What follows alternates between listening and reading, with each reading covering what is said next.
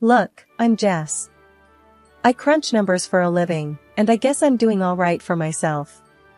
I've got this kid, Alex, a real bright spark, keeps asking questions about everything under the sun. Then there's my other half, Mike. He runs the show at some warehouse, not the career of his dreams, but it pays some of the bills. And it's just enough for Mike, he's not the type to chase more. Our life's what you'd call run-of-the-mill. We wake up, go about our jobs, come back, and do the family thing. Not exciting, but steady. Problem is, the steady's turned shaky lately. Mike, he's been rolling in late from work, looks like he's been through the ringer every time. Bags under his eyes, shirt wrinkled, and his mood stinks. Tried to get him to chat about it, crack that shell of his. But that man's locked up tighter than a bank vault. Mike, what's eating you? I asked him just last night. You're acting all sorts of strange these hours. He just glared at me, all red-eyed and frazzled. It's nothing, Jess. Work's a pain in the neck, that's all. Just lay off, okay? I know when to back off, but it's like a splinter in my mind, you know? He used to be straight with me, and now it's like I'm talking to a brick wall. You're not touching your dinner, Mike. What's up? I tried to nudge him at supper. Nothing fancy, just some meat and potatoes. But he barely poked at it. I said, drop it, Jess. I ain't in the mood to chat about my day, he snapped back, pushing the plate away, and that end of discussion looked plastered on his face. Alex piped up from across the table, fork halfway to his mouth. Dad, you gonna come to my game this weekend? You said you'd try. Mike just ruffled Alex's hair, his attempt at a smile more like a wince. We'll see, champ. Your old man's got a lot on his plate right now. I watched them, father and son, an unsaid worry passing between them. That's my world right there, feeling like it might come apart at the seams. There's this static in the air every time Mike walks in late, a mix of sweat and something sour I can't place. He whispers about work stress, but there's a tug in my gut telling me it's more than that, a lot more. Mike's become like those puzzle pieces you find behind the couch, doesn't fit anywhere, doesn't make sense. And the more I push, the more he clams up. What gives? So there you have it. No sugarcoating, no dressing it up. Just our plain Jane life hitting a bit of a rough patch. I've got a kid to raise and bills to pay, and now a husband who's acting like he's got the weight of the world on his shoulders. Only thing is, he won't let me carry a piece of that burden. I'm out here trying to figure it out without letting on to Alex that there's trouble brewing. Gone. Just like that, Mike's car was history. Came home on foot, a look on his face I had trouble reading. Jess, he said, his voice jittery, the car's gone. Stolen. So, call the cops, Mike. My brother can sniff this out. Easy, I said. But he was shaking his head before I even finished the sentence. No way, I've got it covered, he insisted, but he wouldn't look me in the eyes when he said it. The whole thing smelled fishy. He'd never had good luck with cars, but stolen? That was a new one. Got it covered how? You got a private detective in your pocket or something? I teased, trying to lighten the mood, but Mike wasn't having any of it. Just back off, Jess. I said I'll handle it. His words came out harsh, and he walked off to the shower, leaving me standing there with a kitchen full of whys and what-ifs. His dad's car became his new wheels. You should have seen it, a battered thing that coughed more than it roared. Borrowing it for a while, he said, each word heavy like stones. We sat down at the kitchen table, the one with the wobbly leg, and I watched Alex, who looked more and more like his father every day, swinging his feet as he ate his cereal. He was itching to ask about the car, you could tell, but one look from me kept it shut tight in his mouth. Over the rattle of the morning news and Alex's spoon clinking, I decided to push one more time. We should report it, Mike. Insurance will eat us alive if we don't, I said, real casual. Mike slammed his mug on the table, coffee splashing out. Jess, for the last time, drop it. It's not your problem. Alex's feet stopped swinging, and that's when you know it's real bad, when a kid goes quiet all sudden like. The rest of the day was just nuts and bolts. Mike left in his dad's clunker, and I dropped Alex off at school, my head a mess with thoughts screaming in all directions. By the time I clocked into work, I had settled on one thing: I was going to find out what was going on, with or without Mike. Lunch break, my phone buzzed. It was my brother. "Jess, you okay? Heard about Mike's car. Need me to take a look?" he offered, always the protector, even though we're adults now. I wanted to say yes, tell him everything, but I hesitated. What if Mike was in deeper than just a stolen car? "I'll let you know," I replied, trying to keep my voice steady, like it was nothing, just a car gone AWOL, not my world tipping sideways. By the time I got home, the place was silent, no sign of Mike or his troubles. Only Alex at the table, scribbling away at his homework, the TV murmuring in the background. So, here we go again, another chapter in the life of Jess. A missing car, a husband with secrets, and a boatload of unanswered questions. Tomorrow's another day, but one thing's for sure, I can't just sit on my hands. I'm finding out what's going on, one way or another. Mike's not the only one good at keeping things tight under wraps. Ever seen someone there, but not there? That's Mike. Misses dinner, doesn't kiss Alex goodnight, turns invisible come bedtime. Acts like he's on another planet. The weekend rolled around, Alex ready for those bike rides they used to nail every Saturday morning. He's there, helmet on, excitement buzzing off him like bees on a hive. And nothing, Mike's locked away in the bedroom acting like he's turned to smoke. "Mike, come on. The kid's waiting. You promised." I yelled through the door, my hand gripping the knob so tight my knuckles got white. "I'm not up for it, Jess. Just take him, will you?" His voice a muffled surrender from behind the wood. Alex's face fell a mile. I shrugged, combed his hair back with my fingers. "Let's go, champ, just you and me this time." We hit the pavement, me pedaling behind him, watching those little legs pump like pistons. He's getting good, too good. Should have been his dad watching. After, over cold sandwiches, I lay it out for his folks. The stolen car, the late nights, the silence heavy as lead. They're good folks, made me feel like family since day one. They listened, hands clasped, a wrinkle of worry etched between shared glances. "Jess, kids his age," his mom started, always the forgiving type. "They get like this. You ride it out. Midlife thing or not, he's riding out alone." I shot back, not buying any of this phase talk. "He's ditching his son, for God's sake." His dad chimed in, cutting the air with that old sense of authority he can't shake off. "Give the man space, Jess. We didn't raise him to bail on family." Space? Feels like he's halfway to the moon right now. I fired off, done with sugarcoating bitter pills. They didn't have the answers, none of us did. So, I sat there, the kitchen clock ticking away, your standard awkward silence. They love him, but they're clutching at straws, just like me. Back home, I find Mike on the couch blanketed in shadows, the room dark except for the flicker of some late-night show. Alex is long asleep, dreams and all. "We need to talk, Mike.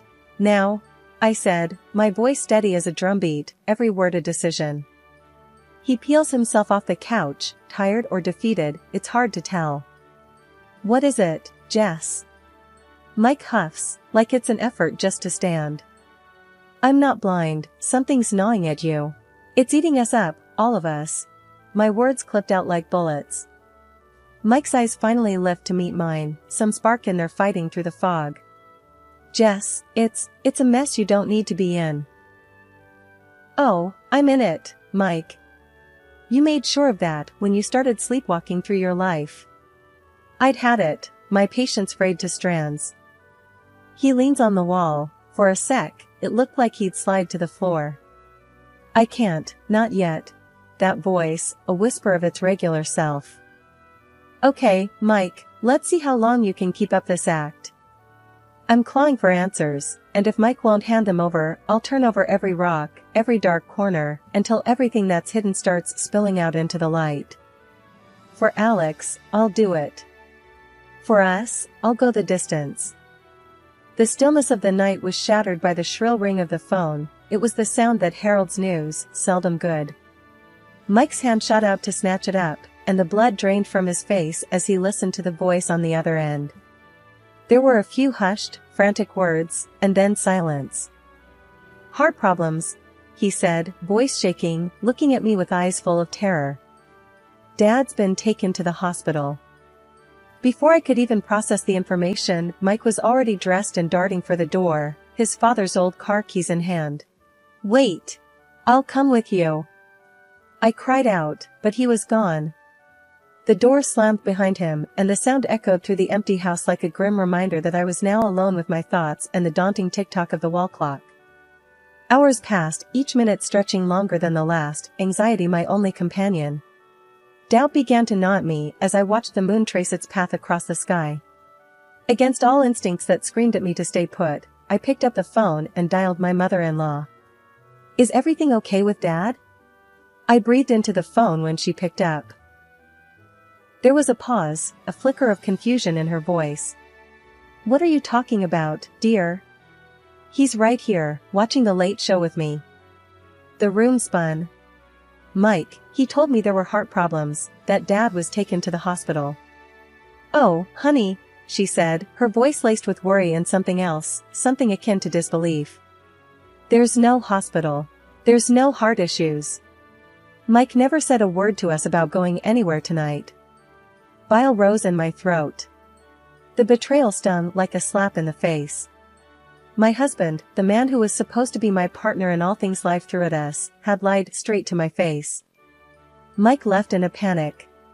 Said it was urgent," I managed to say, my own voice sounding distant and foreign. "If he's not with you, then where?" "We'll figure this out," she cut in, her tone attempting reassurance that couldn't reach me. "You just stay there with Alex. We'll sort it all out." After I hung up, the silence of the house screamed louder than the ring of the phone ever did. The trust we had, the foundation we built our family on, felt like it had crumbled in an instant. Where was he, and why lie? The questions blazed in my mind, turning over and over without answers. The phone felt heavy in my hand as Ron's voice finally pierced through the static uncertainty. "Jess? What's this late call about?" Taking a breath to steady myself, I dove in. "Ron, Mike mentioned something about you, about a hospital. Is everything all right?" Silence enveloped the line for a brief moment before Ron replied, "Hospital? No, nothing like that. I'm fine, Jess." Why would Mike say that? A knot tightened in my gut, and I knew something wasn't right. "He said you had heart trouble. He took your car." "I'm worried, Ron." "All right, I can track where my car's gone off to," he offered after a pause. "Give me a moment." We hung up, and the ensuing wait filled the room like a thick fog. Alex's sleepy voice broke the silence with a question. "Is Grandpa okay?" I smiled reassuringly. "We'll know soon." True to his word, half an hour later, Ron's voice relayed through the phone. "The car's at the city hospital." A silent alarm went off in my head. "Thanks, Ron. We're going to check on this," I said, the last words shadowed by a chilling premonition. Grabbing our coats, I quickly dressed Alex. We shared no words on the matter, the gravity of our mission spoke loud enough. Together, we left the warmth of our home for the cool ambiguity of the night. The city's roads lay mostly empty as we made our way to the hospital, the silence in the car a stark contrast to the clamor of thoughts ricocheting in my mind. When we arrived in the parking lot, I found Ron's car, abandoned under the eerie glow of streetlights. "Do we go inside, Mommy?" Alex inquired, his innocence a striking contrast to the complexity of our situation. I took a deep breath, weighing the options. My instinct urged me to surge forward, to confront the mystery head-on, but caution whispered its words of prudence. The pieces didn't add up, and whatever awaited inside might be something I needed to face without Alex by my side. We'll approach this together, but carefully, Alex. We'll go in, but we have to be prepared for whatever we might find. He nodded, his small hand finding mine, a gesture of silent solidarity. I took Alex by the hand, making sure he stayed close. Remember, stay with me no matter what, I said to him as we walked towards the hospital entrance. The automatic doors slid open with a whoosh, and the sterile smell of the place hit my nose.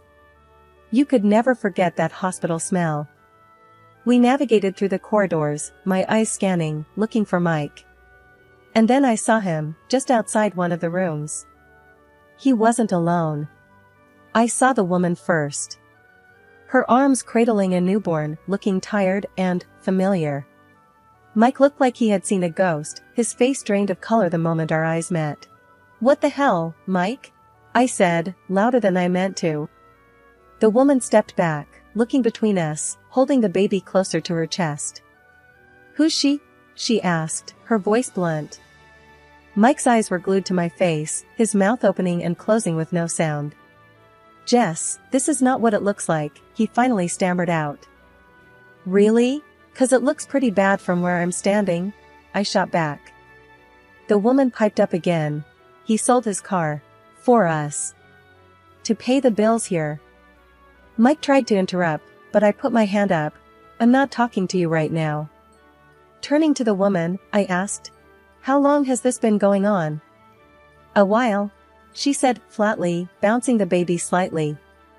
"And the kid?" I couldn't even finish the sentence. "Yeah, he's Mike's," she confirmed, looking me right in the eye. I felt like I got punched in the gut. My head was spinning, and I could barely register Alex's hand squeezing mine. "Mommy, is the baby sick?" Alex's small voice brought me back to reality. "No, honey, the baby's fine," I said automatically, still trying to wrap my head around the mess. Mike finally found his voice. "Jess, please, let's talk about this." "Talk?" I almost laughed, but it came out like a bark. "You got a whole secret life here, and you want to talk? You should have talked before it got to this." Mike looked down, and I could see he was shaken, but right now I didn't care. "Jess, I can explain." "Save it, Mike. We're done here," I said, cutting him off. I grabbed Alex's hand and turned to leave. Mike reached out, trying to stop me, but I snapped at him. "Don't you touch me." Walking away, I could still hear him calling after me, but his words were just noise. Alex looked up at me with questions in his eyes, but I wasn't ready to answer them yet.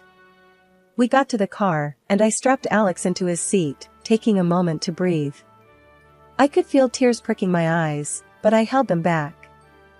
As we drove away from the hospital, away from the unwelcome surprise, I didn't know what was going to happen. But right then, I knew I had to be strong, for Alex. We barely got home when I saw Ron and Linda's car screech into the driveway. They came out fast, walking towards me like they meant business. Linda had that look, the one that meant trouble, big trouble. "Jess, what's going on?" Ron was the first to speak. His eyes were darting around, looking for Mike. "It's done, Ron. We're done. I'm filing for divorce." "The fairy tale's over," I said, not mincing my words. Linda stepped forward. "What the hell did that boy do now?" The anger in her voice hit the air like a slap. I barely had time to tell them everything. Mike's car pulled in, right on cue. He got out, slow, like he was walking to his own funeral. "What the hell, Mike?" Ron was on him like a hawk. "You've got that girl, with a baby." "A baby, Mike." Mike's head hung low, his voice was barely a whisper. "Dad, I'm sorry. I messed up." "Messed up? You call this a mess up?" Linda was almost screeching now. The woman from the hospital stepped out of Mike's car, baby in her arms, and everything just stopped for a second. The look on Ron and Linda's faces, it was like they saw a ghost. "Who's she?" Linda's voice was ice cold now. Mike looked like he was fighting back tears. She's someone I've been seeing. Seeing? While you have a family? Ron's voice boomed. Linda chimed in, and you got her pregnant while you're married to our daughter-in-law? And we find out at a hospital? The woman stood there, silent, holding the baby closer when Linda's eyes shot daggers at her. This ain't sliding by, Mike. No way in hell, I snapped. Mike turned to me, desperation in his voice. Jess, please. Save it, I cut him off. Linda stepped forward. You're going to support this child. You're not walking away from this. But believe me, you're gonna pay for breaking our daughter-in-law's heart. Ron nodded, and we'll be right there with her, every step of the way. Mike just stood there, defeat written all over him. I'll do whatever it takes. You bet you will, Ron said, his anger settling into a grim resolve. I looked at all of them, my soon-to-be ex-husband, his mistress, his parents. My lawyer. Tomorrow. I want this settled. Fast. Ron and Linda gave me a nod. We've got your back, Linda said, and the look in her eye told me she meant every word. I turned on my heel, Alex's hand in mine, and walked back into our now broken home. Mike's voice followed me, saying sorry over and over, but it was too late for sorry. Life had sure done a number on us.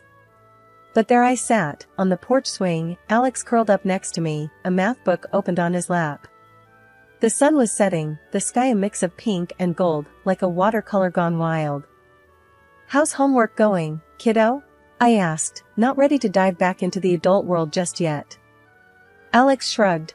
Okay, I guess. The numbers keep doing a dance though. Yeah, they do that sometimes. I chuckled, ruffling his hair. They'll settle down if you stare at them long enough. We laughed, the easy sound of it taking the edge off the day. Then the phone buzzed. I pulled it out of my pocket, a text from Linda. How are you holding up? It read. I smiled. Linda always had timing like a clockwork. Getting by. One piece at a time, I texted back. I looked out at the yard, thinking about how different life was now. Mike had taken a serious tumble from the life we once shared. His new place, a cramped apartment above a noisy bar, was a far cry from the house he'd left behind. He was pulling double shifts, trying to make ends meet, pay the alimony and whatever he owed to her. Mom, when's Dad coming around? Alex's voice pulled me from my thoughts. Haven't heard, buddy. But you know, we're doing pretty good, you and I answered. Yeah, just us. He smiled, and there was something in that smile that told me the kid was going to be all right. Then the other phone rang, the landline. Old school. It jarred the quiet of the evening. Alex jumped up to grab it. I got it, Mom. Careful there, Speedy. I called after him. I heard his little feet pound the hallway. The sound of his laughter as he chatted with whoever was on the other end warmed the space. He was a resilient little man. I took a deep breath. Mom, it's for you, he called out, his voice echoing. I picked up where he left off. Hello? Jess, it's me. Mike's voice was low, almost guilty. What can I do for you, Mike? My voice was colder than I intended. Just, are you both okay? His voice sounded like it carried the weight of the world.